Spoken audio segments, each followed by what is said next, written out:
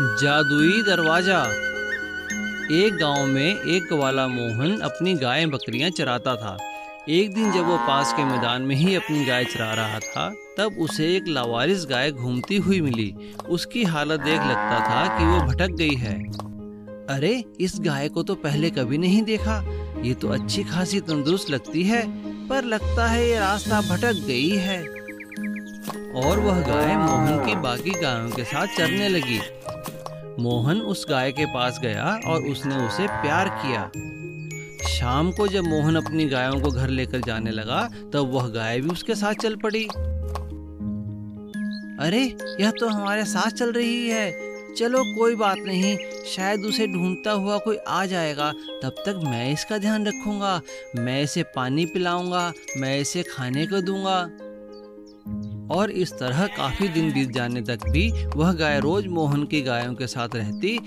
मोहन उसे रोज चराने ले जाता और रोज शाम को वापस ले आता। लेकिन कुछ दिन बाद वह गाय दिन को गायब हो जाती और शाम को फिर से वापस आ जाती।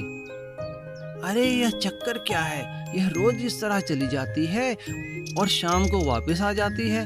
शायद कोई जगह है जो इसे याद आती है। चलो पीछा करके देखता हूँ। मोहन ने उस गाय का पीछा किया और देखा कि गाय एक पेड़ के नीचे जाकर खड़ी हो जाती है। वहाँ एक सोने का दरवाजा है। दरवाजा खुलते ही गाय उसके अंदर चली जाती है। मोहन भी उसके पीछे पीछे जाता है। अंदर का नजारा देख मोहन हैरान हो जाता है। वहाँ एक बगीचा था, यहाँ पे सब कुछ सोने का था। पेड़ सोने के, पत्ते सोने के, फूल सोने के। थोड़ी आगे जाकर गाय वापस मोहन की तरफ मुड़ के कहती है, मोहन, तुम बहुत अच्छे हो। मुझे तुम्हारा व्यवहार बहुत अच्छा लगा। तुमने मेरे साथ बहुत अच्छा व्यवहार किया। तुमने मेरा ध्यान रखा। पर यही मेरा घर है। यहाँ सब सोने का है। जितना सोना तुम्हें चाहिए तुम ले जाओ। मोहन बहुत खुश हुआ और वहाँ से थोड़ा सा सोना लेकर चला गया और उसने गाय का धन्यवाद किया। सीख: अच्छे व्यवहार का फल हमेशा अच्छा ही मिलता है। जादुई भैंस। एक गांव में एक किसान बिरजू रहता था। बिरजू सब्जियां उगाता था। उसके खेत में जो भी सब्जियां उगती, उससे उसे ज्यादा मुनाफा नहीं हो पाता था।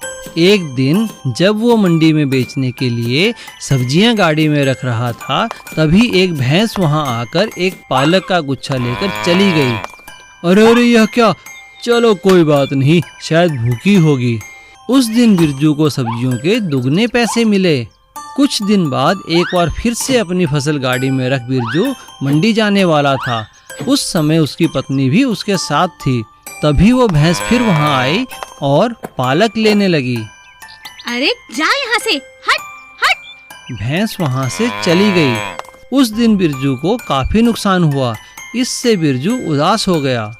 कई महीनों बाद जब दोबारा फसल हुई, तब जब बिरजू खेत से सब्जियां काट रहा था, उसे वो भैंस फिर दिखाई दी। बिरजू ने भैंस को एक पालक की गुच्छी खाने को दी।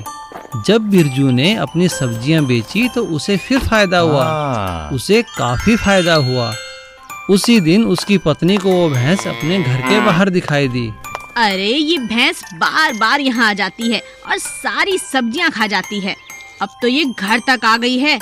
अभी भगाती हूँ इसे। बिरजू की पत्नी ने भैंस को मारकर भगा दिया।